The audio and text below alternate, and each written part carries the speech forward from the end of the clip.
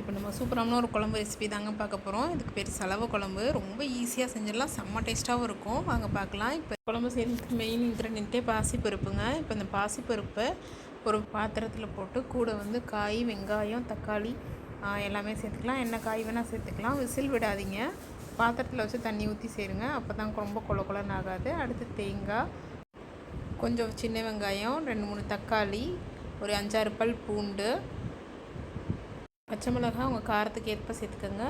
2-3 வரமிளகாவும் சேர்த்துக்கலாம். கொஞ்சம் போல் ஜீரகம் எல்லாம் சேர்த்து அரைச்சி இந்த பேஸ்ட் இந்த மாதிரி கலந்து நல்லா கொதிக்க விடணும்.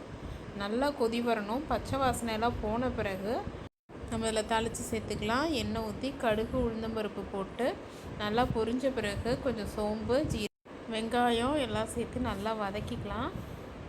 இதுக்கு தாளிக்கிறதுக்கு பெரிய வெங்காயம் சேர்த்துக்கோங்க. ஆனால் அந்த மாதிரி பருப்பில் போட்டு வேக வைக்கும்போது எல்லாமே சின்ன வெங்காயம் சேர்த்துக்கோங்க. இந்த மாதிரி தாளித்து இதில் போட்டு இறக்குனா அவ்வளோதாங்க, டேஸ்டியான குழம்பு ரெடி. ரொம்ப சூப்பராக இருக்கும். கண்டிப்பாக ட்ரை பண்ணி பாருங்கள். இந்த குழம்பு டிஃபனுக்கு, சாப்பாட்டுக்கு ரெண்டுக்குமே செம்மையாக இருக்குங்க. கண்டிப்பாக ட்ரை பண்ணி பார்த்துட்டு கமெண்ட்டில் சொல்லுங்கள். தேங்க்யூ, பாய்.